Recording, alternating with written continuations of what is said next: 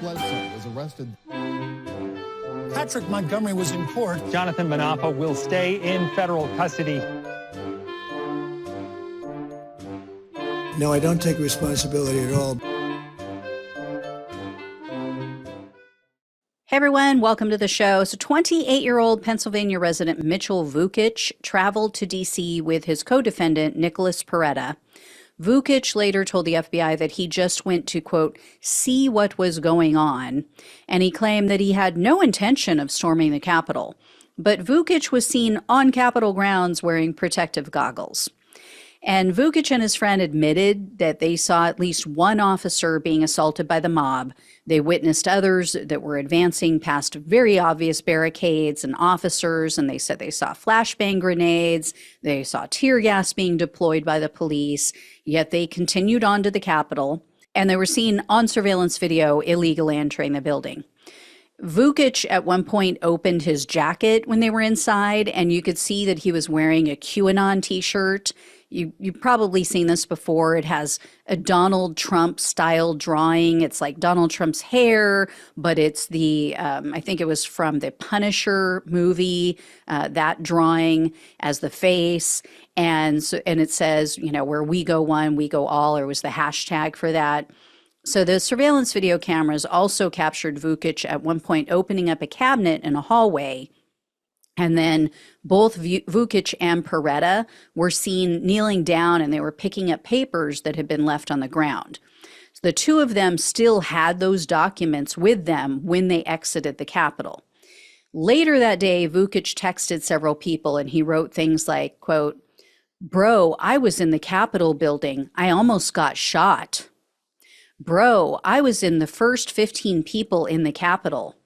Quote, we were in the thick of it. I had my goggles," and quote, "I just stormed the Capitol, but I'm out now." And Vukich posted similar incriminating statements on Twitter. So the FBI interviewed Vukich in April of 2021, and he admitted that he entered the building, but he claimed that at the time, he didn't know it was illegal.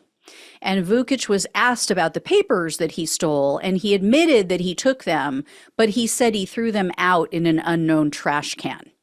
And Vukich described these papers as, quote, session agenda notes. Well, months later, Peretta was interviewed by the FBI, and he immediately texted Vukich, and he described what he told the police, or what he told the FBI. And at one point, Peretta said, quote, "I couldn't have made it any more clear that we aren't Trump supporters, Proud Boys, QAnon, or anything like that." Really? Really? Vukich was wearing a QAnon shirt with a drawing of Donald Trump's hair. Because, yeah, he's not a Trump supporter. He's not a QAnon follower. I always wear shirts like that when I'm not a QAnon supporter. I always wear team jerseys when I'm not a fan of the team. Anyway, at the end of their conversation, Vukich said that they'd fight the charges and that he was sure they wouldn't receive any jail time. And then Peretta agreed and said, quote, "Exactly. I just can't see us getting in trouble." And we know that Vukich is a major conspiracy theorist because he hosts a podcast that is literally all about the most well-known loony conspiracy theories.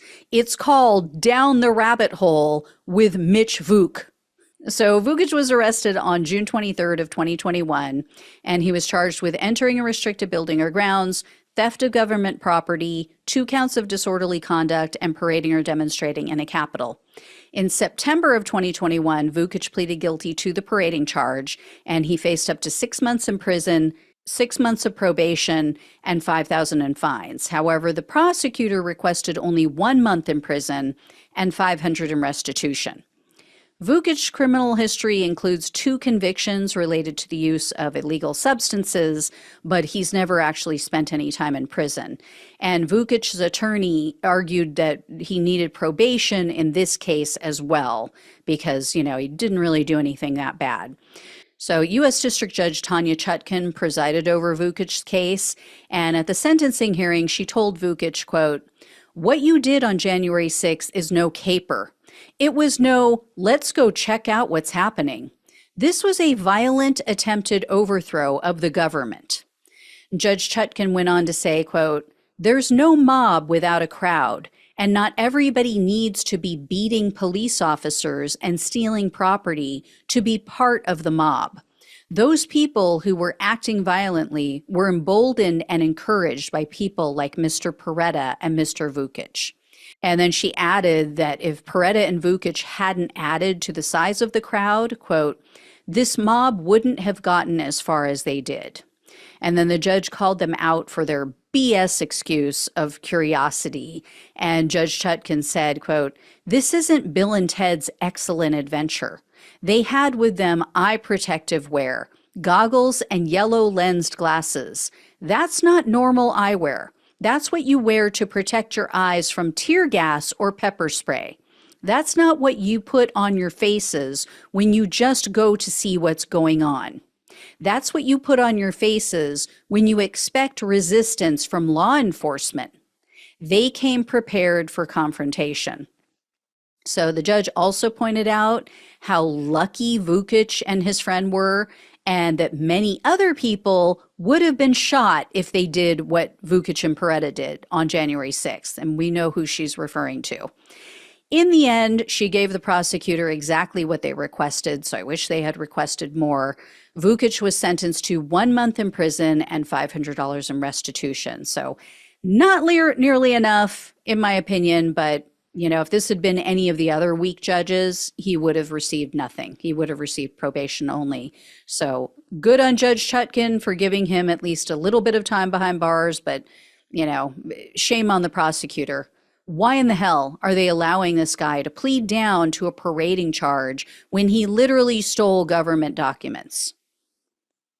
It makes no sense. Anyway, I will let you all know if I hear any more. Thank you so much for watching and listening. Please like, share, and subscribe. Please donate if you can. Love you all. Take care. Talk with you soon.